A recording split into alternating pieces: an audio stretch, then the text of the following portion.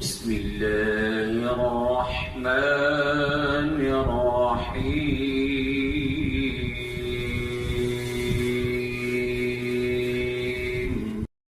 جب حضرت آدم علیہ السلام اور حوا علیہ السلام دنیا میں تشریف لائے اور توالد و تناسل کا سلسلہ شروع ہوا تو ہر ایک حمل سے ان کے 2 بچے پیدا ہوتے تھے، ایک لڑکا اور ایک لڑکی۔ اس وقت جب حضرت آدم علیہ السلام کی اولاد میں بجز بہن بھائیوں کے کوئی اور نہ تھا اور بہن بھائیوں کا آپس میں نکاح نہیں ہو سکتا تھا، تو اللہ تعالیٰ نے اس وقت کی ضرورت کے لحاظ سے شریعت آدم علیہ السلام میں یہ خصوصی حکم جاری فرما دیا تھا کہ ایک حمل میں جو لڑکی لڑکا پیدا ہوں وہ آپس میں حقیقی بہن بھائی سمجھے جائیں گے اور ان کے درمیان نکاح حرام قرار پائے گا۔ البتہ دوسرے حمل سے پیدا ہونے والی لڑکی پہلے حمل سے پیدا ہونے والے لڑکے کے لیے حقیقی بہن کے حکم میں نہیں ہوگی اور ان کے درمیان رشتہ ازدواج و مناکحت جائز ہوگا۔ پھر یوں ہوا کہ لڑکے قابیل کے ساتھ جو لڑکی پیدا ہوئی وہ حسین و جمیل تھی اور لڑکے حابیل کے ساتھ جو لڑکی پیدا ہوئی وہ اتنی خوبصورت نہ تھی۔ جب نکاح کا وقت آیا تو حسب ضابطہ حابیل کی بہن سے قابیل کی شادی اور قابیل کی بہن سے حابیل کی شادی قرار پائی۔ اس پر قابیل ناراض ہو کر حابیل کا دشمن بن گیا۔ اسے یہ بات انتہائی ناگوار تھی اور وہ اس پر اصرار کرنے لگا جو لڑکی میرے ساتھ پیدا ہوئی ہے وہی میرے نکاح میں دی جائے۔ یہیں سے حسن پرستی کی ابتدا ہوئی۔ حضرت آدم علیہ السلام نے شرعی قاعدے کے مطابق قابیل کی بات کو قبول نہ فرمایا اور حابیل اور قابیل کے درمیان اختلافات ختم کرنے کے لیے یہ فیصلہ فرمایا کہ تم دونوں اپنی اپنی قربانی اللہ پاک کے حضور پیش کرو۔ جس کی قربانی قبول ہو جائے گی وہ لڑکی اس کے نکاح میں دے دی جائے گی، کیونکہ حضرت آدم علیہ السلام کو یقین تھا کہ قربانی اس کی قبول ہوگی جس کا حق تھا، یعنی حابیل کا۔ اس زمانہ میں قربانی کی قبولیت کا یہ الہامی دستور تھا کہ نذر و قربانی کی چیز کسی بلند و بالا جگہ پر رکھ دی جاتی اور آسمان سے آگ نمودار ہوتی اور کھا جاتی۔ جس قربانی کو آگ نہ کھائے تو یہ علامت اس کے نہ قبول ہونے کی ہوتی۔ بس دونوں نے اپنی اپنی قربانی کی تیاری شروع کر دی۔ حابیل جو مویشیوں اور بکریوں والا تھا اپنے ریوڑ میں سے بہترین دمبا خدا کی نظر کیا۔ قابیل کاشتکار تھا، اس نے بہت ہی ردی قسم کے غلہ کا ایک ڈھیر پیش کیا اور دل میں یہ خیال چھپائے رکھا کہ قربانی قبول ہو نہ ہو مجھے پرواہ نہیں۔ مختصر یہ کہ دونوں نے اپنی قربانی پہاڑ پر رکھ دی اور حضرت آدم علیہ السلام نے دعا کی اور آسمان سے ایک آگ آئی اور حابیل کی قربانی کو کھا گئی اور قابیل کی قربانی جوں کی توں پڑی رہی۔ وہ اپنی اس توہین کو برداشت نہ کر سکا اور اس کے دل میں حسد کی آگ بھڑک اٹھی۔ اس نے حابیل سے صاف کہہ دیا کہ تو اس لڑکی سے باز آ جا ورنہ میں تجھے جان سے مار ڈالوں گا۔ جو لوگ غرض کے دیوانے ہوتے ہیں وہ سوائے اس کے کچھ نہیں جانتے کہ جس طرح بھی ہو سکے ان کی خواہش پوری ہو۔ اس کے سوا اس کو کچھ نہیں سوچتا تھا کہ وہ اپنے بھائی کو قتل کر دے اور پھر اپنی مراد حاصل کر لے۔ حابیل سے اس نے کہا میں تجھ کو قتل کیے بغیر نہ چھوڑوں گا تاکہ تو مراد کو نہ پہنچے۔ اسی وقت بھی حابیل نے غصے کی بجائے نرمی سے کہا اللہ تعالیٰ کا یہ دستور ہے کہ وہ متقی اور پرہیزگار کے عمل کو قبول فرمایا کرتے ہیں۔ اگر تم تقوی اور پرہیزگاری اختیار کرتے تو تمہاری قربانی بھی قبول ہوتی۔ تم نے ایسا نہ کیا اس لیے تمہاری قربانی قبول نہ ہوئی۔ اس میں میرا کیا قصور ہے؟ قابیل یہ سن کر اپنی نیت کے کھوٹ کی طرف توجہ کرنے کی بجائے حابیل پر حسد کرنے لگا۔ معلوم ہوا کہ قبولیت عمل کا دار و مدار اخلاص اور تقوی ہے۔ حضرت علی رضی اللہ تعالی عنہ کا ارشاد نقل کیا گیا ہے، آپ نے فرمایا تقوی کے ساتھ چھوٹا اور تھوڑا عمل بھی قلیل نہیں ہوتا۔ مختصر یہ کہ جب حابیل نے دیکھا کہ یہ مجھے قتل کرنے کے اقدام کر رہا ہے تو اس نے کہا کہ اے بھائی، میں تو کسی طرح تجھ پر ہاتھ نہ اٹھاؤں گا، کیونکہ میں رب العالمین سے ڈرتا ہوں جس نے ہمیں پیدا کیا ہے۔ اگر تم مجھے قتل کر دو گے تو میرے قتل کا بار گناہ بھی تمہارے سر ہوگا۔ مگر قابیل نے حابیل کی ایک نہ سنی، اور جب قابیل نے اپنی خواہش کو پورا کرنے کے لیے حابیل کو قتل کرنے کا فیصلہ کیا تو اس کی سمجھ میں نہیں آتا تھا کہ وہ کس طرح قتل کرے، اور تب انسان کا ازلی دشمن شیطان بھیس بدل کر قابیل کے سامنے آیا اور ایک پرندے کو پکڑ کر اس کا سر پتھر پر رکھا اور اوپر سے دوسرا پتھر مار دیا۔ اس طرح قابیل کو قتل کرنے کا طریقہ سکھا دیا۔ ایک دن حابیل سو رہا تھا تو قابیل نے ایک بھاری پتھر اٹھا کر اپنے بھائی کے سر پر دے مارا اور اس طرح اپنے بھائی کو قتل کر دیا، اور اس قتل سے دین اور دنیا میں خسارہ ہوا۔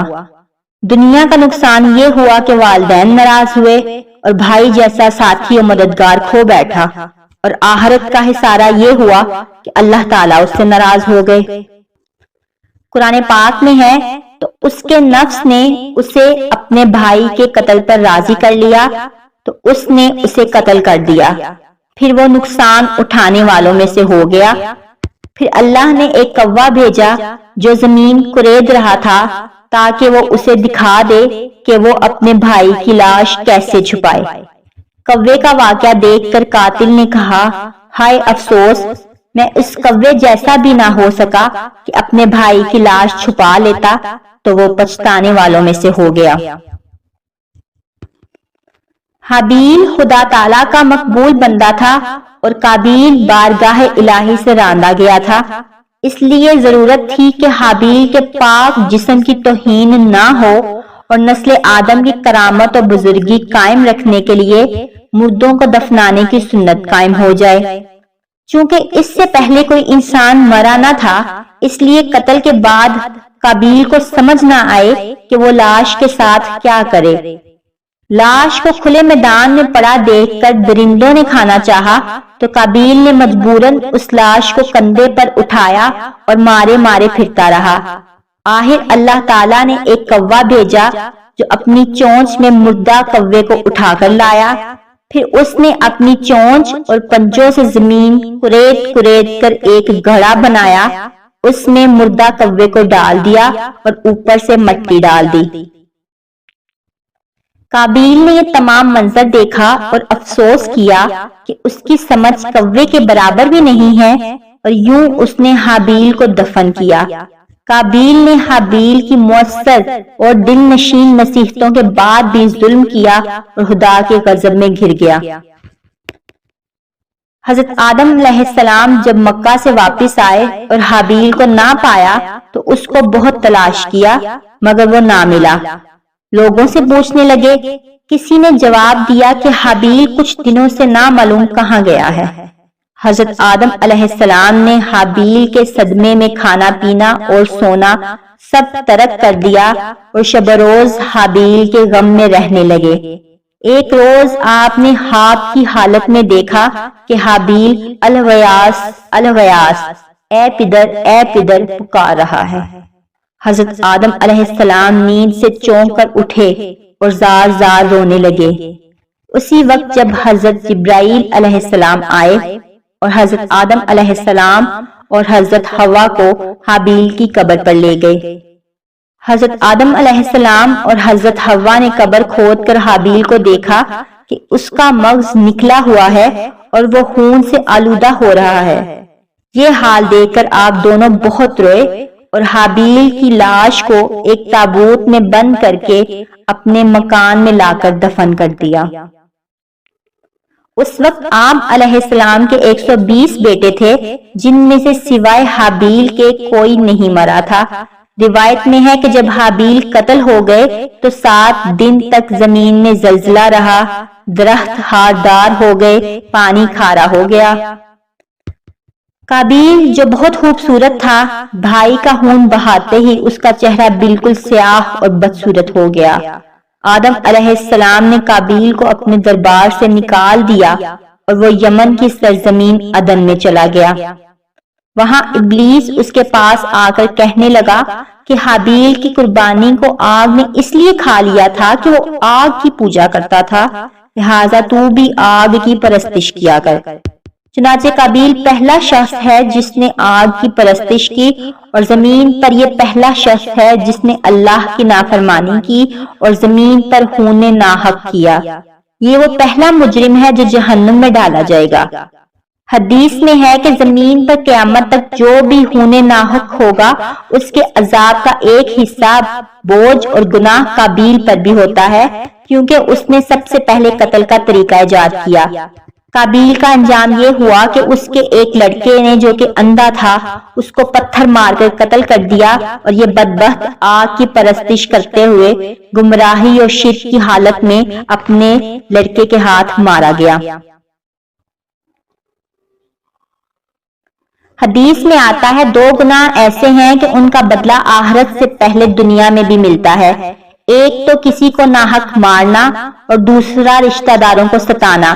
قابیل نے یہ دونوں جرم کیے، اور ایک اور روایت میں یہ بھی آتا ہے کہ رسول اللہ صلی اللہ علیہ وآلہ وسلم نے فرمایا، دنیا میں جب بھی کوئی ظلم سے قتل ہوتا ہے تو اس کا گناہ حضرت آدم علیہ السلام کے پہلے بیٹے قابیل کی گردن پر ضرور ہوتا ہے، اس لیے کہ یہ وہ پہلا ظالم شخص ہے جس نے ظالمانہ قتل کی ابتدا کی اور یہ ناپاک سنت جاری کی۔